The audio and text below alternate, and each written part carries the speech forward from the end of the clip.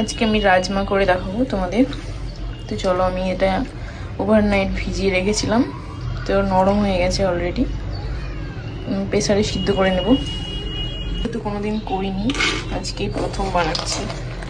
কেমন হবে জানি না, তোমাদেরকে দেখাবো কেমন হবে। দিচ্ছি প্রেসারে, অল্পই জল ব্যবহার করব। মোটামুটি এই আঙ্গুল অবধি আমি জল দিয়ে দিয়েছি। তো চলো, সামান্য লবণ দিয়ে দিচ্ছি, সামান্য তেল দিয়ে দিলাম। এখানে আমি 5টা থেকে 6টা সিটি দিয়ে নেব।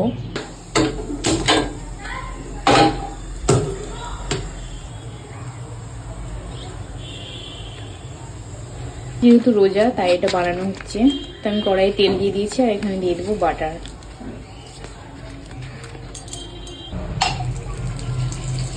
এরপর দিয়ে দিব দারচিনি, লবঙ্গ আর এলাচ।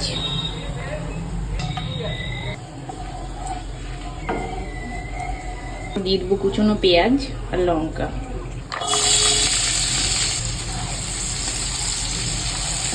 কুচনো পেঁয়াজটাকে ভালো করে লাল লাল করে নেব। পরে এখানে আস্তে আস্তে সব মশলাগুলো আমি অ্যাড করতে থাকবো। দিব লবণ, তারপর দিব হলুদ সামান্য সামান্য পরিমাণে দিচ্ছি। তারপর দিব জিরে, স্বাদ আনার জন্য দিয়ে দেবো ধনে। ধনেটা একটু বেশি করে দিলাম যেন স্বাদটা ঠিকঠাক আসে। আমি নাড়িয়ে নেব, গ্যাসের আঁচটাকে একটু বাড়িয়ে দেবো।